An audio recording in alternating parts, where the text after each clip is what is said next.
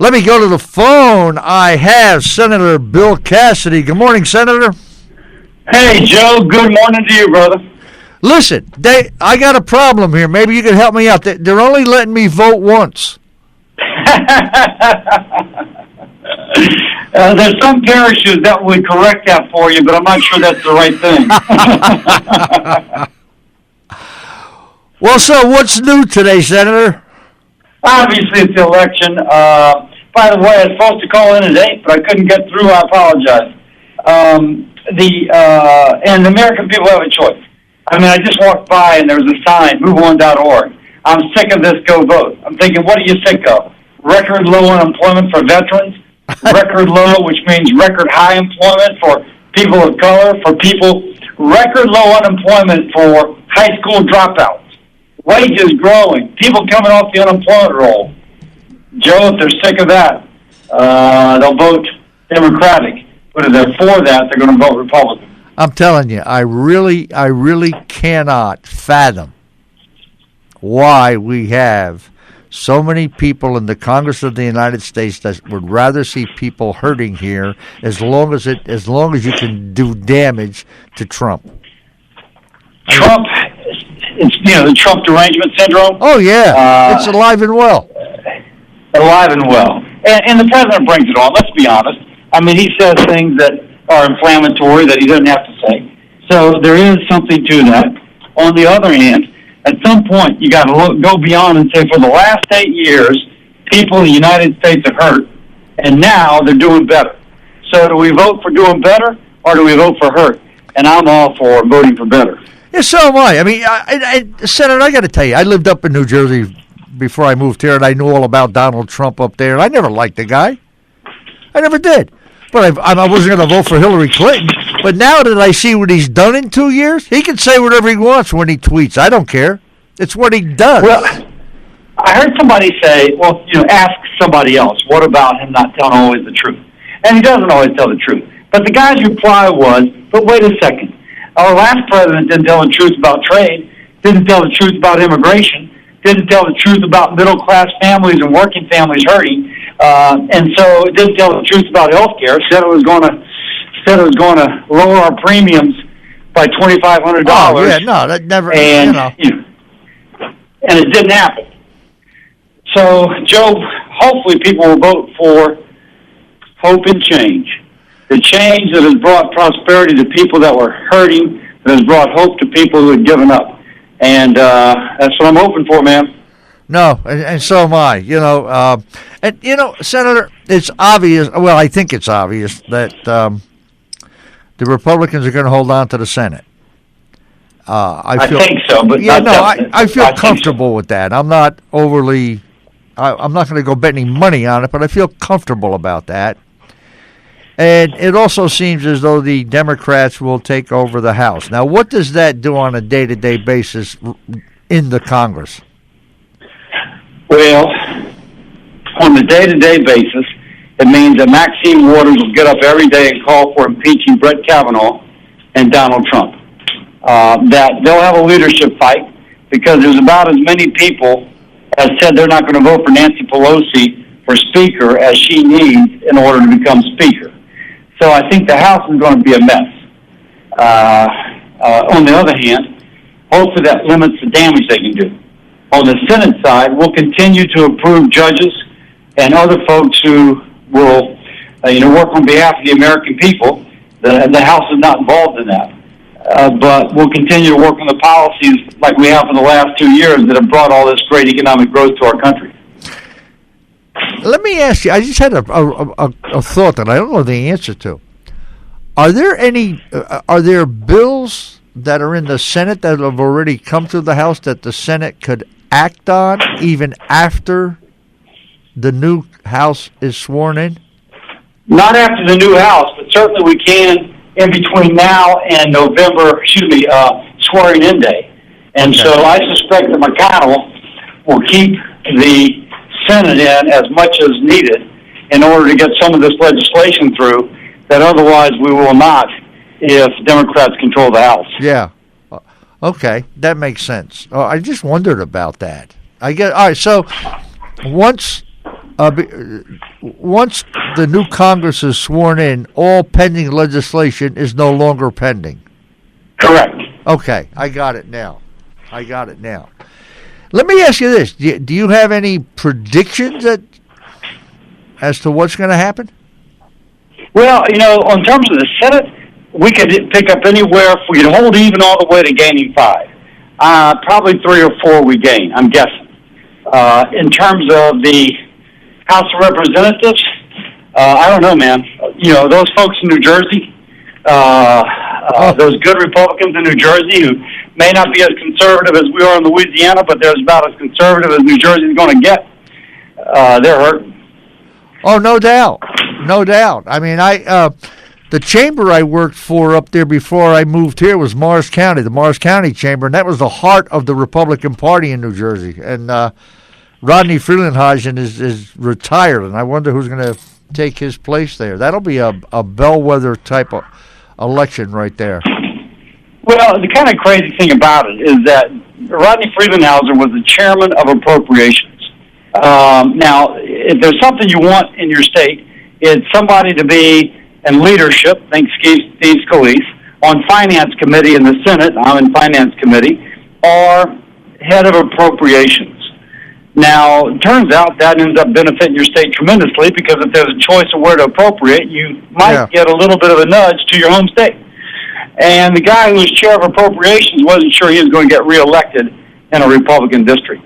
I mean, that's how far people in New Jersey have kind of reacted towards President Trump. Oh, yeah, no, but by and large, that's more liberal than it is conservative, but no doubt about that. We've got a whole bunch of amendments here in Louisiana. Any thoughts on any of the amendments that you're really interested in?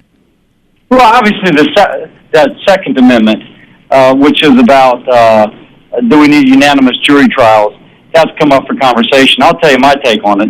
After the Brett Kavanaugh hearing, where the left went crazy, it didn't matter how innocent he was, they were going to go crazy. It just demonstrated to me that fundamental American principle of innocent until proven guilty is fundamental. So I'm supporting that one. I mean, Texas does it, and Arkansas and Mississippi, every other state except Oregon does it. And so it just seems time for us to join Texas, Mississippi, and Arkansas, and kind of, again, stick up for the principle that conservatives care so much about, which is innocent until proven guilty. So I'm voting yes on number 2. Well, that's a good point. That really is. That's one of the one that I think is confusing people more than any other one. Why do we have so many amendments to our Constitution in Louisiana? Yeah, that's a good argument, man. Good discussion. Really? Obviously we don't have that many to the U.S. Constitution. Oh, God. Sometimes it's easier to have a constitutional amendment than it is to make a choice. That's exactly what I've always thought. I'm glad to hear it. Thank you for saying that. I appreciate that. I really do. On the other hand, it's kind of direct democracy. You get to hear directly from the people, and so that's a positive thing. Well, with all due respect, that's the answer from the elected official that doesn't want to make that tough decision because for fear of it may hurt them politically back home.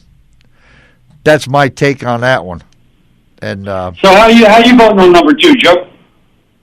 The unanimous jury. Yep. Yeah, and there's another one I got to laugh at. It has to do with increasing the valuation of your house and phasing in how you pay the increased taxation.